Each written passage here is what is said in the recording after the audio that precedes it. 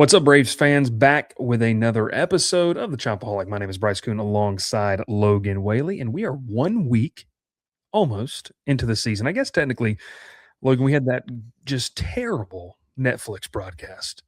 I Yeah, was true. That was last week. That was last Wednesday. But we are officially 1 week into this thing. We're recording this Wednesday evening. The Braves just wrapped up their initial homestand. We'll give our thoughts on that initial homestand. We'll talk a little bit about Drake Baldwin, and we will talk about this pitching staff that first time through the order. Okay, through the rotation wasn't too bad. But Logan, baseball's officially back. We have to So ask back. the big question: how are you feeling about Braves vision so far? I'm a fan. I like it. It was it's funny. I saw a tweet today that talked about baseball broadcasts are must watch because one inning you'll just get a deep dive breakdown of the game, and then the next inning you'll get the hot dog review for the entire inning. And I felt like we got that with Braves Vision exactly. Wiley eating the Kit Kats has been probably like the highlight of my season to this point. Not gonna lie. Not a fan of how he ate the Kit Kats. I don't know if you saw it or not, but I saw the still images. I didn't see the actual like clips of him eating. Was it so just? I'll shoot him a text. Just repulsive. you should. Yeah, it was. He didn't break the Kit Kats apart like a normal human being. Just full on, just take in all of the Kit Kats all at once. Wow. On camera on live television. So I'm not judging him for it, but okay, there's a little judgment in there. A little bit. A little Just bit. a hair. But no, Braves Vision's been a lot of fun though. It's been a fun crew. Brandon Gaudin's really good at what he does. So no complaints on my end. I think people don't maybe take, or maybe they take for granted just the chemistry that those three have together. It's phenomenal. And really, truthfully, you were coming from a pretty good broadcast group. Like, I think we need to always remind ourselves that. Like, the Braves have been spoiled by some really good, both TV and radio talent over the past Oh 15, yeah. 20 years. My favorite of the homestand, from talking about the broadcast, was today. I don't want to say it was a snoozer, but nothing was really happening. Chris Sale was just, you texted me, Chris Sale's outings are so much fun because not a lot's happening, right? Right. Um, the the biggest thing though, Brendan Gaughan starts talking about his deviated septum and his nose surgery that he had, and then it turned out that the surgery didn't even help. So I mean, you and I both broadcasted baseball, and we know there is, and for those that don't know, Logan and I broadcasted baseball together in the Florida Collegiate Summer League. Shout Logan out to had to Florida League. endure one of the worst teams that collegiate summer baseball has ever put together in the Winter Garden Squeeze. But churned out a player who's in AAA right now, which There is you pretty go. funny. There you So go. And for baseball fans who don't know, collegiate summer baseball is a really good building ground. Logan, I don't even know if you know this. The year after we were there, Dylan Cruz, yeah. former LSU Tiger, was there, and they had a couple draft picks this past year. So, long story short, there's a lot of downtime in baseball, and I think you can't be scared of dead air. They're not scared of it, but they're very good storytellers. It's really like it's a podcast, like for 3 hours, and Yeah. I enjoy the broadcast. I thought you were going to talk about the Jeff McNeil hot mic moment that happened Well, today. I will just say this, and this is a Braves, but we're fans, so we're not. This is not. We'd love it for it to be one day. We're not uber professional with this. I I'm happy that he's in Sacramento because I'm happy that he's in that desolate wasteland over there that they're Me trying to too. put together. And I hope they get rid of them before they move to Las Vegas so he cannot enjoy that. Not a fan. And I will say this, maybe hot take of the pod. The Mets are way more bearable without him, Alonso, and Nimmo. I thought those guys were the biggest dweebs in baseball. And now, if you are a fan of watching Frank the Tank losing his mind I over was about to bring Francisco that up. Lindor and the Mets so far, but Oh, it's not only just 1 week. Lindor. Not it's Bo Bichette. And he's already come up with 3 generational names for Bo Bichette. None of them are safe for work. So you don't look it up at work. Go to his Twitter account, find it because it's. I did say he's going to bat 020 this year. That's what he did say about Bo Bichette after naming He, one of the names. he had a tweet today that said the Mets next 3 seasons, 2027, no season, lockout. 2028, 0 and 162, 162 perfect games. And then just that repeated consistently. I'm like, which did you see the way that they lost today to the I Cardinals? saw some clips. I haven't seen the full. Oh my goodness. It was simultaneously the most Mets way to lose a ball game and the most Cardinals way to win a ball Oh game. It was an God, extra innings, a bloop single to no man's land and right that was just total miscommunication on the Mets it's part. not what you want to see. Not what you want to see. But first week of baseball is in fact in tow, and I've enjoyed it. I'll tell you this: a lot of people complaining about the subscription for the Braves Vision. I guess as someone, both you and I have lived outside of that regional market for the past 3 years. I'm moving back inside of it. Look, I understand not wanting to pay for another subscription service. $100 for 140 plus games is totally worth it. I was looking around. I have Peacock and NBC, so it's not a massive deal for me on that frame. But even getting like the Tuesday night games on TBS, like those are cool to get those back. And um, not a fan of the Apple TV broadcast, like the talent on there. And I'm not a fan of that, but that's the only service that I don't have. And I don't know how many. I think the Braves have a game. A fan on Twitter did this thing of like how many non-Braves Vision games are, and I think there's like 3 or 4 in Yeah, April. And I think they do have a Apple TV one this month, but it's one game. right. Yeah, So Friday night. It's Friday night. Typically, those games are right. yeah, and I think Saturday they're on Fox again at Arizona. So I think it's back-to-back Fox games. So, anyways, I'm a YouTube TV customer. I'm willing to pay the $100 for Braves Vision. I'll be back in the market so I could get those Braves on Gray games for free. But for you, Logan, it's like I don't know how much of other teams you watch, but it's like you just pay the $100, and it's like that's cheaper than what I was doing before, and Yeah, I'll roll with it. it's a little bit more expensive outside of the Braves market. I Okay, think yeah, it's 200 outside of the Braves market, which is not as ideal, especially yeah, considering like I drive 2 hours to Nashville and I'm in Braves country, and so yeah, uh, not as ideal, but it is a great deal yeah. for me. Like I don't mind that at all. No, no, we're sickos, so we'll watch it. It doesn't matter. I'm going to throw a penny at anything. Before we lock in here, I'm going to pull this up. What are your thoughts on the City Connect jerseys? We haven't Uh, texted about I'm a this a fan. lot. I'm a fan. Of course, anything with that color combination, I don't care what it looks like. The colors are enough to sell me on it. So I you're love the ode to like the old school TBS logo too on the arm so on you're the just a sleeve. fan no matter what. Anything you put with that, you're like, I'm good.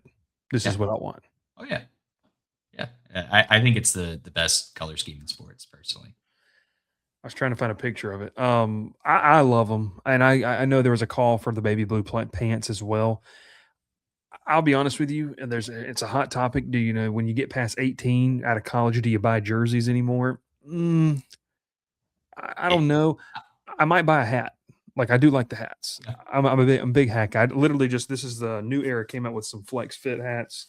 Kind of got the It's nice. Yeah. breathable on the back. So I got a gray one and they got a white one too. But no, I do like the hats and I like the logo. It pops, but it honors the tradition, but it's different. And I think that's what I Mhm. like about the City Connect jerseys. And the Braves haven't missed with those, in my opinion. Like they look really, really good. The ones in So 23 were awesome too, I thought. mhm. Yeah, my jersey take is because I'm terrified to buy a jersey because I'm scared the moment I do, that's when the trade is coming, Mhm. or they're just not going to re-sign them in free agency. Do you have a Braves jersey currently? I do. I have a Ronald Acuna that City Connects jersey. That is the last one I got, and Okay. only superstars. Like okay, only superstars, but also like if there is a sicko Braves jersey out there, like if there's a Bartolo Colon Braves jersey, I would consider it. I would consider it. Yeah. I mean, so my last jersey, I was thinking here, the last jersey that I bought they had them on sale. And so I was like, because one, let's just get it out there. The Majestic jerseys were 10 times better. Like, I like those more. And I had a lot of those growing up. I remember my first one I bought from like Dick's Sporting Goods for my birthday was like a Brian McCann. I had a Chipper Jones one that they used to give away. They used to have real cheap jerseys at Turner Field that Mhm. kids could buy. I don't know if you remember those. They Yep. were like real. And then I was also a big t-shirt jersey guy. Like I had a bunch of those, Yeah. the jerseys. But to your point, I've got a red Ronald Acuna one, and I love it, and I'll wear that one. But I don't know. I don't know how I feel on jerseys anymore. When I was in college, I was definitely the kid that I liked to rock basketball throwback jerseys. I was that kind of person. Yeah. I have Yeah. an embarrassing Braves jersey I own. Oh God. Oh I Lord. say embarrassing. It's Dansby Swanson, but it's his rookie year before he changed the number. Yeah. Yeah. So you were like, I'm getting on the train right now. Like when he made his debut, I guess what was that, like late August or something like that. Yeah. I was fully on board. And then he changed his number. And I bought here's a fun throwback. I bought a hmm. Dansby came up in what year? that was, oh man, what year was that? 17? 17 is what came to mind. No, six. It was the Was last it year at late Turner 16? Field. It was the last year at Turner Yeah. Field. He Yep. played that Yep. last year. So, anyways, Did. I had a Dansby jersey. Okay, so I had a majestic red Braves jersey that I bought off eBay for like $25, but no name. Now, when you go to certain games, you can get it, put it on there. But the worry was like, oh, it's not going to look real. It'll look bad. Well, at the time I was at school up in Berry College in Rome, Georgia, and I went to the Rome Braves game, and it was the next year, so he had already switched the jersey number. And this was the old red jersey, if you remember, Yeah. not like the Sunday reds they used to wear. So not the Sunday creams, which I loved those. Oh my gosh, I love those jerseys. But we're getting way off topic here. This has turned into a fashion podcast, but Which is fine, which is fine. That's fine. We have nothing but time. I don't have any boxes to pack in that my wife will not get mad at me for, so that's okay. But to that point, Good. I went. You could go to minor league games and they would put it on there for you. And it was like, so I had $25 into the jersey on eBay. Let's say 30 with 35 with shipping. For $50, they'd put anything you want on there. So I said, Dansby's the hot prospect. We weren't really good at the time, and that was the guy we were like, okay, this is the future. So I got Swanson 7 on there for $50. Logan, I walked out of there with it wasn't stitched, but it was the iron-on stitched look. And I was like, okay, stitched on the front, iron-on stitched on the back. Nobody could tell. Swanson in white, Right. the 7 in red. And I wore that thing for a couple years in college, and I believe I sold it here in the last 2 or 3 years. But no, I had that one for a long time. But $75 out the door with a Dansby Swanson jersey, his first full rookie year. I mean, it's not bad. Not bad. Do you think the person that has it now knows the backstory of this jersey? And do you think they're watching now and going, wait a minute? And see, that's a great question because I'm trying to remember who I sold it to.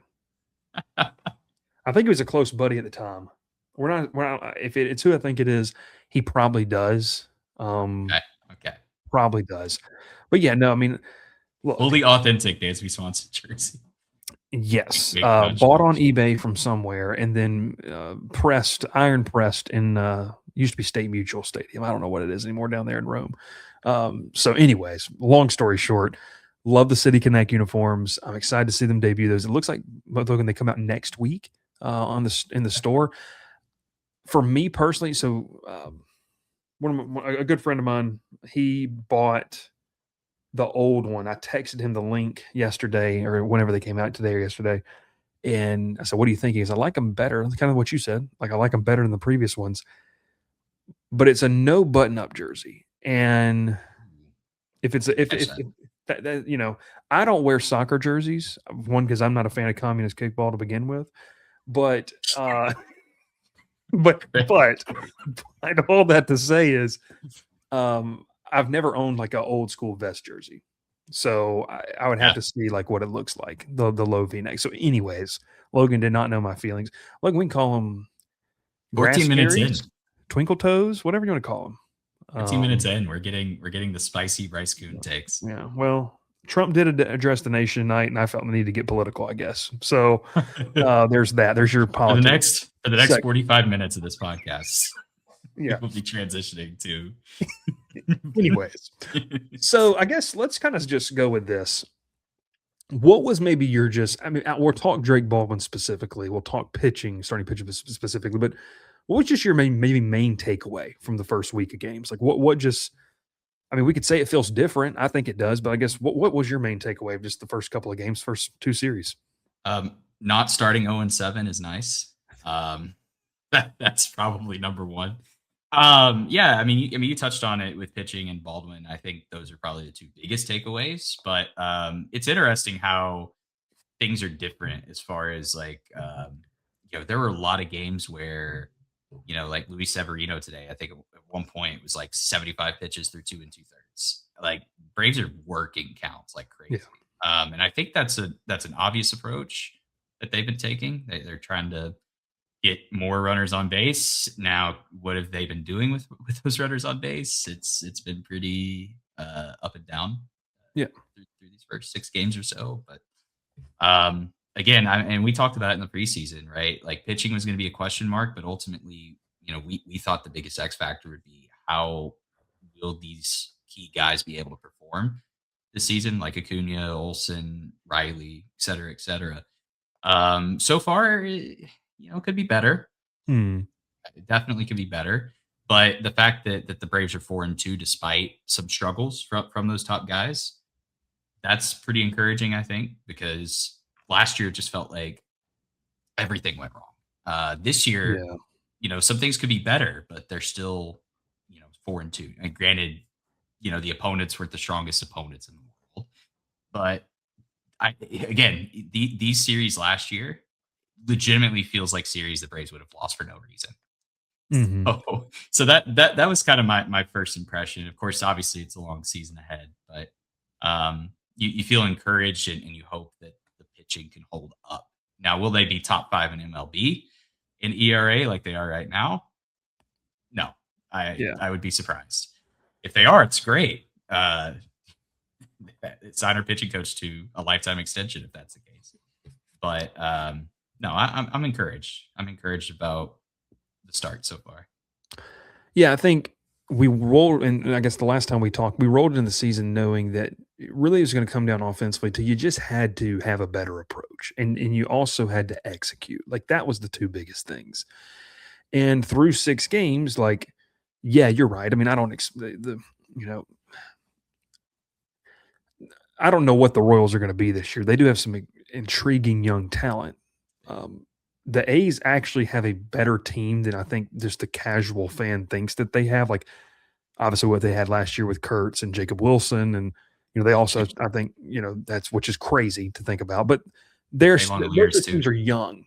Yeah. But to your point, Atlanta wasn't doing that last year. Like they weren't piling on, and they weren't able to like even today in the day game. Like I think CJ Natowski talked about this, and maybe even Nick Green and them in the post game was like, you talk about how big of an opportunity is for that getaway day. That changes the whole vibe of the plane ride over there. And Chris Sale said in the post game, I was watching the post game press conference, like they're gonna have a fun time. They had a fun time on the flight, out Good. west because it makes it feel better. You're 4-2. You took care of business. You won both series. I always go back to what Bobby Cox used to say: you take 2 out of 3, you're going to be in the playoffs. Maybe probably going to win the division. Like that's your mindset. So I think the approach was much better. Guys weren't pressing; they feel comfortable. That was the biggest thing. And you would say, Logan, like last year we didn't see that, so the expectation that it was going to get better, we just held out a lot of hope. But when you don't have the right maybe approach, that changes. Even some of those issues, like you mentioned, the loss against, I almost called them Oakland, but the loss against the A's, there was maybe a little bit of an approach thing of where you had some opportunities with runners in score position that you didn't take advantage of. Now you turn the page and it's like, okay, the approach is right. That'll eventually come. Like the law of averages will equal out if you have the right approach. I think it's safe that last year, guys just didn't have the right approach. And whether that was a coaching thing or whatever it is. And then to your point, we'll touch on starting pitching. I was never in the camp of that, like, fire Brian Snitker. That was never me. I have enjoyed the way through 6 games Walt Weiss attacks game planning. And maybe that's something we can talk about here briefly because it is different.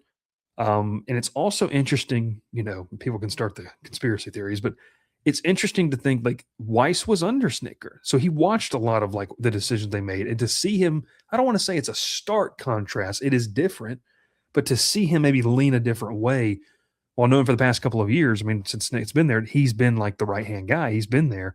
I don't know. That's just interesting. Interesting, maybe thought there for me. But Yeah. I love the way. And maybe get your thoughts on that. I love the way that Weiss has attacked it. not been afraid to go to the bullpen. I mean, I think you mentioned in our Discord about this, like not letting a starter that's struggling go a third time through the order. Yeah, Like that that was stood out. big. Yeah, see, yeah, it was that loss there the A's where, you know, 4 2/3 he was struggling, and I think Snicker would have tried to have gotten him through the last batter, which I think the last batter is Jacob Wilson, and he brings in Piamps.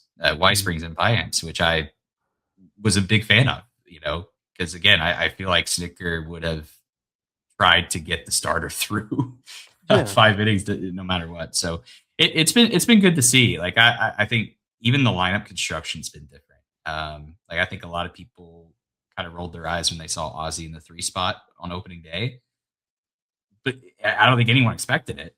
I didn't expect it, No, yeah. but it worked out, and I think just especially this time of the year when we're dealing with injuries, like with Kim and with Murphy, you got to get creative, I think, in the lineup. And so far, it's been pretty good. Like the DH spot has been pretty well done. I think Dom Smith is obviously that big moment, with the walk off grand slam. Like that was awesome. Yeah. Um, if you could just have those types of guys, just give something until the lineup gets fully healthy, then I think this could be a really good season. um, how consistent they'll be, I don't know. Yeah. That remains to be seen. But it is encouraging to see, especially after all the Profar stuff happened. You really start to see that depth that Anthopoulos wanted to attack this offseason and did. That's one credit that I think Anthopoulos deserves to this point. Obviously, it's 6 games in, but Yeah. that's something that I think so far has been yielding like really good results early on. To that point, I don't want to get way too far down this rabbit hole, but it's like you love what you're seeing in Mauricio Dubon. Like the guy Yeah. can field. Like you mentioned this in the last podcast. It's Nick Allen with a bat in Mhm. terms of what he can do. Love his range. I like having a guy that tall play short. Houston has had that. If you really think about it. Carlos Correa was not your prototypical shortstop build when he came Right. up with Houston, was one of the top picks, if not the top pick, and when he came out. So, Mauricio Dubon, very, very versatile. And dude, I like his approach at the plate. Like having him at the bottom of the order is way different than guys they had, in no disrespect, that they had last year at the bottom of that order. And so I think what you talked about there is, even with the loss of Profar, this is why you went out and got the depth, because you're seeing people being able through 6 games with a snapshot of a sample size, but you're seeing them, they understand their role. Dom Smith knows his role. Eli White knows his role. Like, you don't have to play outside of that. You're not asking an Eli White to be an everyday starter. That's not what he is, unless something changes and shifts completely. That's not what he is. And everyone knows that. And so, no, to your point, the approach is really nice. I like the way that Walt Weiss has managed it. Shoot, dude, I liked him. I mean, would Snicker have ever taken out Matt Olson to put in a pinch runner to go win that game? Like No. it's just stuff like that. Like, let's go win the ball game. And I'm just interested to see what it looks like for a course of a full 162. I like what I've seen so far there as well, but it's also interesting. So, Yeah, well, and with Weiss too, I think it's a case of also learning from learning under Snicker, but also going back to his stint in Colorado as well. I think it's learning from those experiences too. Which, again, I mean, this isn't like an understudy that comes up. I mean, this is a guy that's been involved for a long time and has yeah. managerial experience, which I think is huge. So, yeah, Yeah. early on, I'm loving what I'm seeing. Real quick, Georgia Golf Company sponsoring Chopaholic. Make sure you check them out. I'm rocking a shirt. We are 10 days away from, or I guess not really. We're 3 days away from the Masters. Obviously, a big deal. And so make sure you check them out. You use code TCB15 for 15% off your order today. They got some really cool hats. They have some Masters themed merch. Go over and check that out there as well. Proud supporter of the Chopaholic and Atlanta Braves podcast. Logan, Drake Baldwin. We got to talk about him because the guy, he just rakes. And Breaks. the 11 pitch at bat he had today, like I texted you this, how calm he is it's just intriguing. It's intriguing. And I don't want to get so far down the rabbit hole of this conversation too, but like 6A the Fan posed this idea. I don't know if you saw this on their Chuck and Chernoff show, talking about like something was rumored, if you could get him for like an 8-year $80 million deal, would you do it? Chernoff was like, yes, I'd do that tomorrow. Chuck was a bit hesitant because it's like, yes, but he's a catcher, so you never know like what really looks like in terms of that type of thing. Long story short, dude, he's going to get better as a defender. He is. I don't want to use the word elite because I think that word should be. I think that word should be reserved for guys who are at the top of their craft. He Consistency. is. Yeah. He might one day be an elite hitter. Just his approach, everything about what he does as a hitter is something. If I was coaching a team, I'd show younger kids like the way he approaches. And I text you, he just rakes and had a home run robbed from him today that it would have Yeah. added to his RBI total. But just your thoughts on what he's given and what he's shown coming off that Rookie of the Year campaign. Yeah, and again, it's one of those deals where it's like you wondered how he'd be able to take that step up in year two and avoid that quote unquote sophomore slump, right? But the thing about Drake that's been really cool is just he's been doing it against both sides, right-handed pitching, left-handed pitching. It does not matter, and I think that shows because again, going back to Weiss, having him at the top of the order he's been amazing, and it's been really really fun to watch. So. Yeah, I mean, just echoing what you've said about him, he's someone that, and that is an interesting proposal too. The 8-year, $80 million. Would you do it? I don't know. I think I would. But again, that's a lot of money to the catcher position. I think, between Murphy and Baldwin, that's two guys that pretty sure like the Braves would be spending the most on catcher in the MLB if they did that. But I mean, again, that's. Even if he is just a DH full time, that's worth it because I mean you're seeing what the top of the top are getting right now with Schwarber and all that. And I'm not saying he's to that Schwarber level quite yet, but he can get there. Yeah. So that's one thing I'm curious to see, like how elite is he going to get offensively? Which you mentioned the Chris Sale interview. He was asked. It was toward the end of the press conference. He was asked about Baldwin. I think the way the question was worded was like, where have you seen Drake take the biggest stride defensively?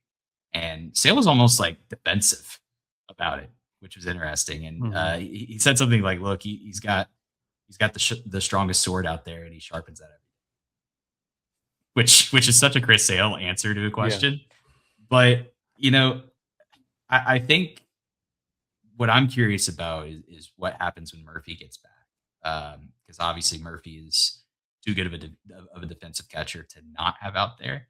I think obviously the answer is platooning the DH spot between the two of them. But like, how often does Murphy go to the DH spot? Or if it's a case of like, say Dom Smith just keeps raking. Like, does Murphy sit on days that he rests? Yeah. Well, I don't know. I had an interesting thought about this today. The what could really throw a wrench in this, and I don't know if he's going to get enough plate appearances to really tap back into it, but we need to remind ourselves that Jonah Heim is not some light hitting catcher. Right. Yeah, that's true. True. He's got a 20 home run season, and I think what's really important to understand about Jonah Heim is I'm not expecting him to be an all-star. But Logan, he's won a World Series. So he's managed a staff that has won a World Series, and he's got a 20 homer season under his belt. You don't really luck into that type of stuff. So that shows me, one, you understand how to handle a pitching staff in high leverage situations, and two, you can hit. Can they find that again is the biggest thing, not just for the Braves, but for his career if he's going to stick in the league. Yeah. So it really begs the question is, if he, in a hypothetical world, if Jonah Heim were to really start to hit, and you felt good enough about Drake Baldwin in a DH role, it's like, what do you do with Sean Murphy? Like, because I think it's interesting, and this is no disrespect. It's not Chadwick Trump back there, who we know is a reserve catcher. Like, Jonah Heim took this opportunity. He's still relatively young. Like you know what I mean? Like he was a good player coming up with Texas. So it's just, I'm not saying things happen. It's just an interesting conundrum that the Braves could find themselves in. And maybe it doesn't happen. Maybe Jonah Heim stinks and can't hit, and none of it matters. Yeah. But I think we can't look at it like he's got it somewhere there. Can they find that again? And if they do, then it creates a very interesting conversation. It does, especially when it comes time for the trade deadline, because it's first half, what do you do? Because I don't think the Braves will keep 3 catchers on the roster. That'd be tough. It'd be Unless tough. you said you are our DH. Like, unless that was what it was. Yeah, which honestly, I mean, I would be fully on board with Baldwin being the full-time DH. Yeah. Like, it just platoon, Heim and Murphy. But Heim's a switch even hitter then, too. yeah, well, Heim's a switch hitter, but he's better against lefties. So that's something that Yeah. that's tricky. Interesting food for thought. It's only April the 1st when we're recording this. We're getting too far ahead of ourselves here. Way But too- all that to say is, let's kind of wrap this thing up with talking about pitching, because Logan, that has been the big topic conversation. Whether it's in our Discord, you can hang out there and join, talk the Braves with us all season long, or whether it's the spring training injuries, whatever it was. Walt Weiss was asked today about it, and he's like, "Look, this was best case scenario." That's the phrase he used. This was best case scenario for us, and I agree. I think, look, Ronaldo Lopez looked good, really good, and I think that's a big breath of fresh air for people who are worried about the 89-90 they saw in the last spring training outing. I would just encourage people, maybe understand that you are not in those meetings and you are not in those bullpen sessions to know what's been working on. Chris Sale looks unreal. And I know it's against 2 lineups that aren't really good, but he had some certain matchups, like against a Bobby Witt, that he looked really good. Jack Caglione, who I know hasn't maybe taken the step at the major league level, but you and I both know, covering college baseball, that guy can hit. He's really good. A long way. Pascantino as well. So it's just one of those scenarios, Logan, where I'll look at the pitching staff. I think at some point, I don't know. Did you see what J.R. Ritchie did today? Another shutout outing. I didn't. Did he really? Yeah, Okay. he apparently he had, like, obviously what he did last year, and some streaks carried over into what he did tonight. So, Okay. Atlanta can probably find something with Sale, Ronaldo, and Grant Holmes. Yeah, I thought After Holmes was that, fine. yeah, Holmes is fine. Bryce Elder, I know how you feel about him. I don't mind Bryce Elder as a 5th starter. You just can't push him up anything above 4. Like, to me, like he's not a 3, 2, or 1 in our major league rotation right now. That being said, I guess just maybe your thoughts the first time through the rotation. We saw Sale twice. Just what you think about it. Best case scenario. I think Anthopoulos, his big goal, I believe it was last year, and I'm curious if it's changed for this year too. He wanted a 6-man rotation, right? Because he wanted to give Sale that extra day and really manage his starts. So I'm curious, like, what changed if Walt Weiss being on board had a different plan or a different vision, different role. I don't know. I don't know. But again, best case scenario, because I mean, again, you look at the ERA right now, team ERA, Braves are top 5 in baseball. I think they're second behind the Yankees. I think it's like a 2.223 or something like that. Like, they are sub 2.5. Yeah. Definitely not what I was expecting. That's for sure. Now Sale, I think you could argue was as expected. Ronaldo Lopez was a question mark. Everyone else was a question mark. Let's just be honest. So, second time through, we'll see. we'll see what happens. But no, I think it's going to be a good opportunity too to see what the Braves think about the younger prospects as well. Obviously Fuentes in the bullpen. Well, not in the bullpen anymore. So he got optioned, right? AAA. Yeah, that correct. So they're stretching him out. I think that's the plan. And then J.R. Ritchie, like you said, too. That's another guy that I'm curious to see, like, what they do with those two. Like, if they're planning to use him like Strider whenever he first got called up, or again, I don't know. I don't know. I'm curious, but I'm obviously encouraged by what I saw. I liked it. Getting a good performance out of Bryce Elder is a huge plus as well. So I will take that.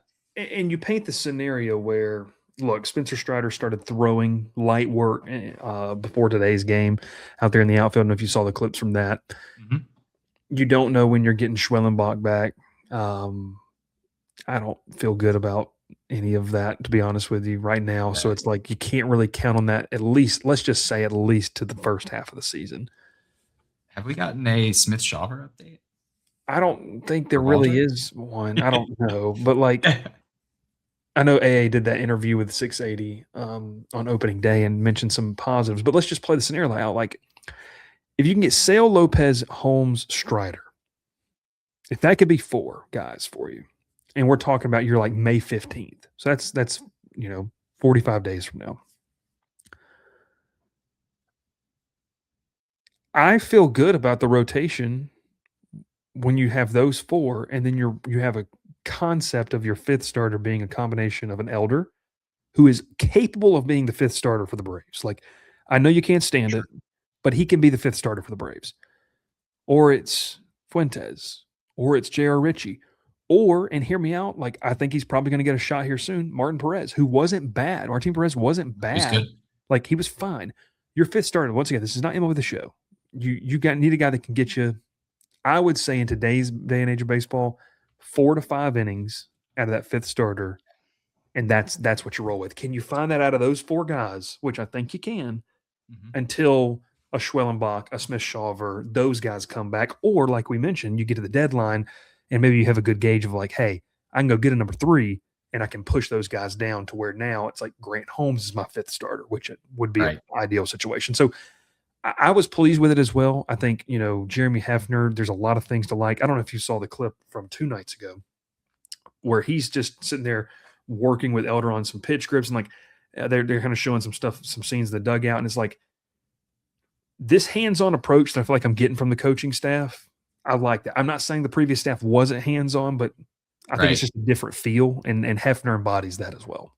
Yeah. It was a cutter grip, right, with Bryce Elder that Yeah, he was that he was they were showing and off. when you don't have velo, you got to have some movement, and so Yep. you know, Uh, um, to update on this, on 680 The Fan, Anthopoulos did give updates about a week ago about Smith Schauber, saying he could return around the All-Star break or at least begin a rehab assignment in the minors. okay, Hurston Waldrop is expected back this season as well, barring setbacks, but the timeline is less clear on Spencer Schwellenbach. gotcha. So I mean, pretty, Logan, I know no one's going to talk about it because we probably have a lockout coming. Those are 3 guys for the future. Like, they are, those are yeah. 3 guys that, Which even for if we don't have a me, lockout, Braves fans are going to be ticked off that no, they're not going to go sign a starter because they're going to be like, well, we get 3 guys coming back. Like, they're like deadline editions. hey, Chip Carey is back. Exactly. No, well, the thing is too, though, I wonder if that impacts one the Braves approach this off season when it Yeah. comes to signing anyone. Of course, obviously, I know they made moves, but like, how aggressive could they realistically have gotten, knowing that 27's coming up? And then I'm curious, like, what the deadline's going to look like, because even with those guys, like some of the guys expected back from injury, still think we need a starter. Like, Yeah. I do. I just think there has to be a stabilizer Mm-hmm. in there somewhere, because again, if Ronaldo Lopez gets back to what he was a couple years ago, then that's awesome. But that's a shaky thing to hope on. Strider, even before this latest, oblique injury, that was a question mark too. So yeah, I would love to see us add a starter at the deadline at some Yeah. point. Well, I'm Not going to even at use the deadline. words that's going to haunt Braves fans: a playoff starter. That's what you need.